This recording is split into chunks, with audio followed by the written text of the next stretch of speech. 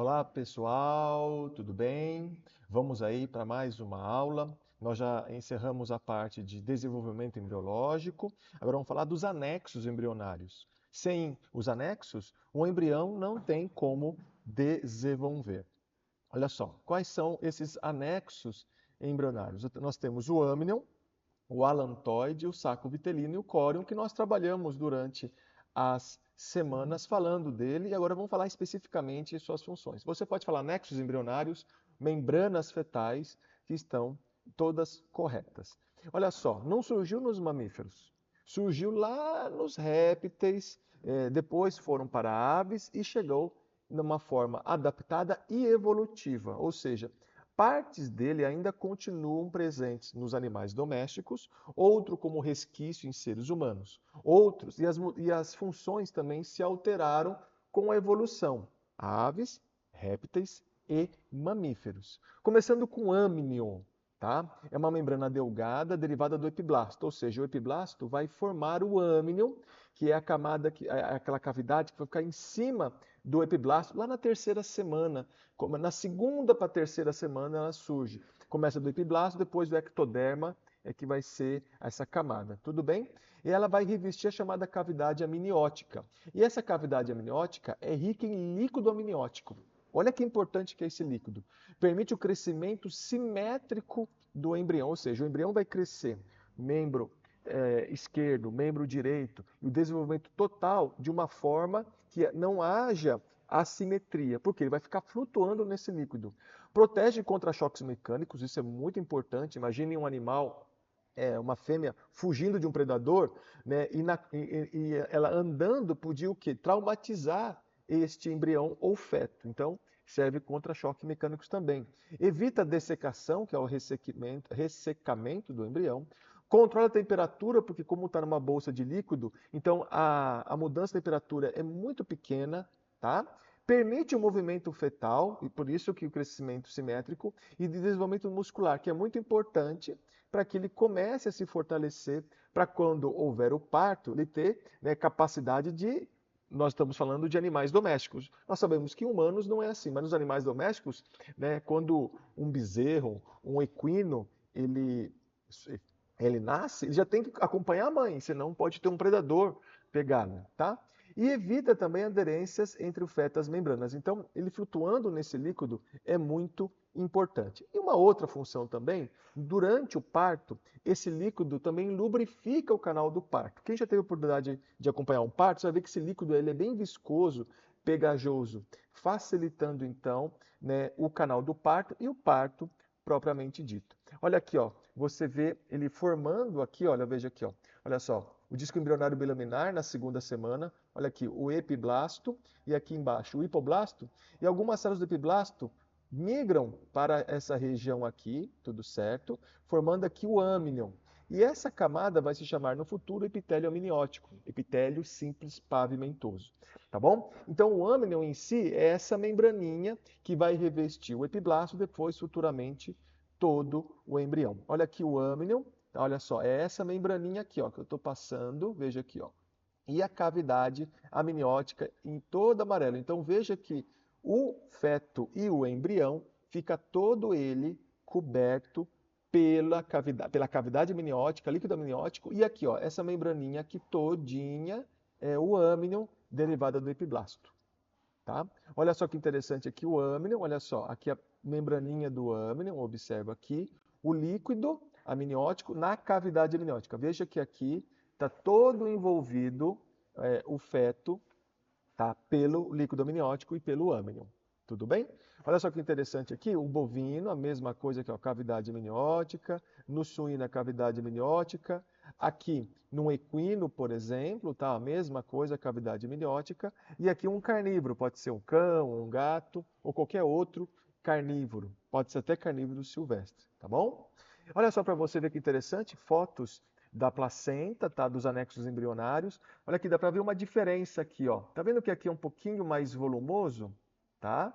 Tá? Isso aqui é placenta de bovino, tudo bem? Pode ver que aqui é um pouco mais volumoso quando comparado com a outra parte, tá bom? Então é esse desenho aqui que vale a esse, ó. Essa parte mais volumosa, ó, é onde está o âmnion, tá? Que é a paredinha aqui, o líquido amniótico. Todo esse aqui é outro anexo, que é o alantoide junto com o córeo. Tudo bem? Então, olha só, você vê nitidamente aqui, ó, a divisão. Observa aqui, ó. Tudo bem? Vou mudar até de cor para você ver, ó, colocar uma cor amarela. Olha aqui, ó. Então, aqui você vê o amnion, tá? E aqui eu estou segurando com a pinça o amnion e aqui o alantoide, que nós vamos já falar. Tudo bem? Então, aqui, ó, você vê por transparência lá o líquido amniótico, dá para ver até uma bolinha de ar aqui que entrou depois do óbito, tá?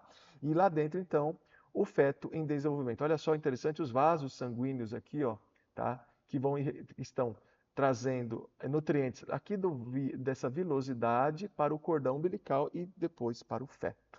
Tá bom? Olha aqui, ó, a gente cortou, você está vendo então aqui o feto de bovino, nós cortamos e dá para você ver aqui, ó, por dentro seria o amnion, tá certo? Ó, retiramos o animal preso ao cordão umbilical, um feto aí de no máximo 3 meses, tudo bem? Olha aqui num feto de carnívoro, olha aqui, ó, segurando com a pinça, olha o amnion como ele é bem fininho, ó, uma parede bem fina, tá? E lá dentro o líquido amniótico que já foi excluído, olha aqui, ó, pegando com a pinça. Aqui você vê um filhote de cão, né, um feto de cão. Olha como é bem fina a parede do âmino, né? E lá dentro o líquido amniótico que foi retirado quando abriu. Tudo bem?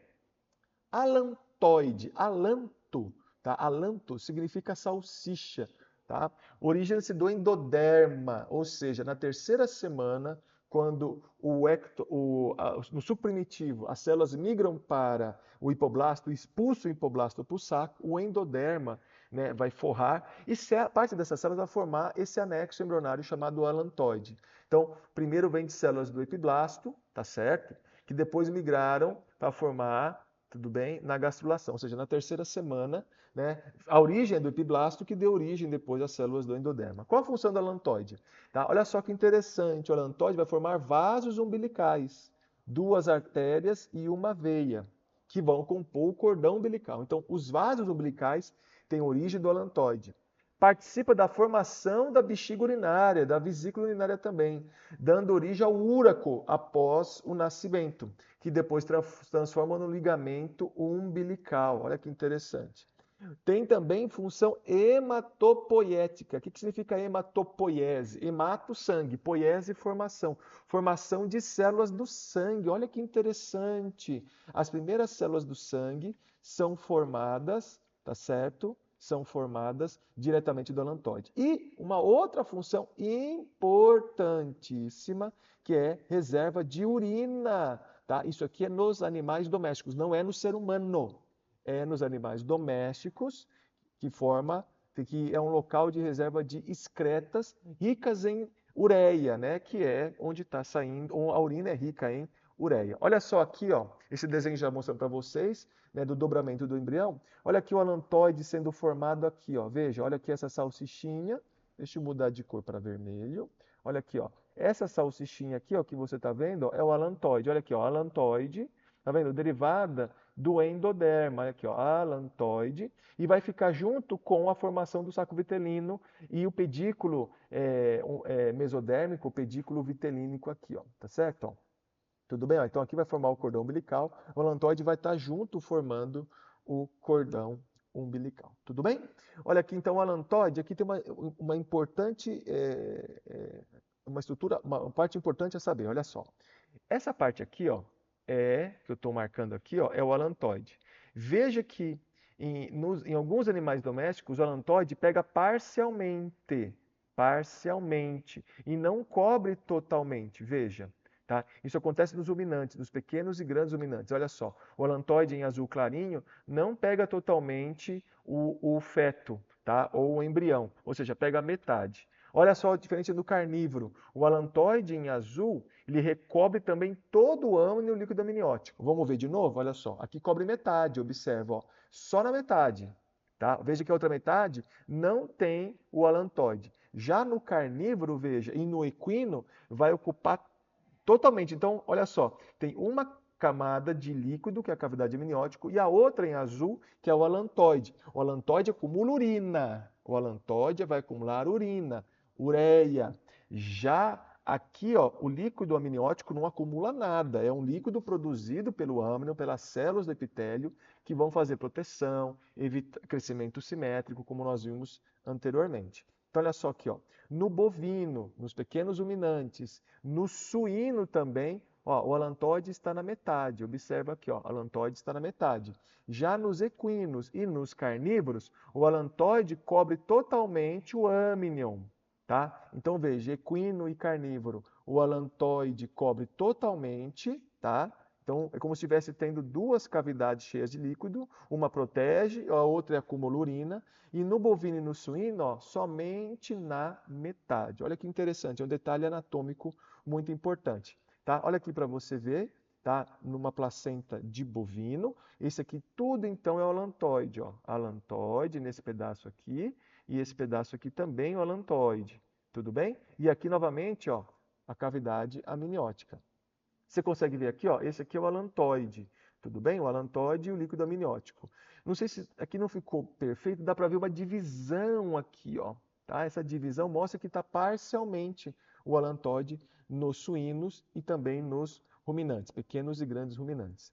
Olha aqui já na placenta dos carnívoros, tá? Isso aqui nós vamos explicar numa próxima aula, que é a placenta zonária. Olha só, isso aqui que é o alantoide, ó. Esse alantoide em vermelho e aqui estaria o âmnion.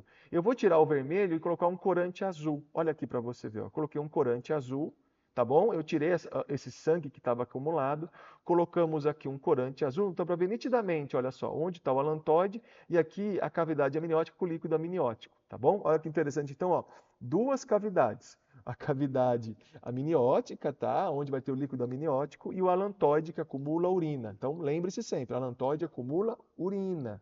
Tudo bem? Aqui, ó, fizemos a divisão para você compreender isso. Tudo bem? Saco vitelino. O saco vitelino nos répteis e nas aves tem uma importância muito grande, onde vai estar a gema. Mas nos mamíferos, isso foi substituído pela placenta. Primeira membrana embrionária derivada do hipoblasto, é verdade, ó, onde tem a primeira e a segunda migração celular. Qual que é a função nos mamíferos? Aqui eu estou reforçando nos mamíferos. Formação de vasos sanguíneos do embrião, tá, gente? Vasos sanguíneos do embrião. E também, olha só, vai dar origem às ovogônias e espermatogônias, né? Ou seja, as células que dão origem tanto aos ovócitos e os espermatozoides. Olha que coisa interessante. Células do hipoblasto vão migrar lá para o testículo e para o ovário e vai dar origem ao ovogônio e espermatogônia. E além disso, ele vai dar origem aos vasos sanguíneos do embrião. Lembra que o alantoide dá do cordão umbilical. Agora, vasos sanguíneos do embrião, lógico, não todos, mas parte também veio do saco vitelino. Estamos falando do saco vitelino de mamíferos. Já nas aves e répteis, ainda tem um papel de reserva, que tem lá a gema, o nome técnico é vitelo. Esse vitelo vai nutrir o embriãozinho de réptil e ave. Nós, mamíferos, substituímos pela placenta. Então, lembrando aqui, ó, a formação do saco vitelino secundário, olha só, e aqui o saco vitelino primitivo que foi expulso. Tudo migração de células do hipoblasto. Tudo bem? E por último, córion. Córion vai ser importante na nossa aula de placenta, que nada mais é que a membrana externa formada pelo quê? Citotrofoblasto, sincicitrofoblast e mesoderma extraembrionário. É ela em si, é ela propriamente dita que vai formar a placenta. Ela que vai formar a placenta da parte fetal. Então envolve todas as outras membranas e dá origem às vilosidades coriônicas, tá? E participa da parte fetal da placenta. A parte materna é o endométrio e a parte fetal é o córion. Então essa parte mais externa aqui, ó, toda essa parte que eu coloquei em vermelho é o córion. Então o córion envolve o alantoide e envolve o âmnion. Tá? Então, essa aqui, ó, essa membraninha aqui, veja, essa membraninha, essa aqui é o córion. E esse aqui são chamadas vilosidades, que é onde vai conectar com a fêmea, com a parte materna. Tudo bem? Olha aqui, ó. Essas vilosidades fazem parte do córion, são chamadas de vilosidades. Uma outra característica, uma outra forma anatômica. Veja aqui que estão informados em grupinhos. E aqui está tudo formado como se fosse uma cinta. Na aula de placenta nós vamos falar com mais detalhes. Então, todos esses que estão aqui fora, ó, tudo isso aqui é o córion, a parte mais externa. É ela que vai ter contato com a parte materna. Aqui, ó, tudo isso aqui é o córion, esse aqui é o córion. Tudo bem? É a parte final da placenta. Então, vimos nessa aula aqui, nós vimos o âmnion, o alantoide, o saco vitelino e o córeo como anexos embrionários. Valeu? Até mais!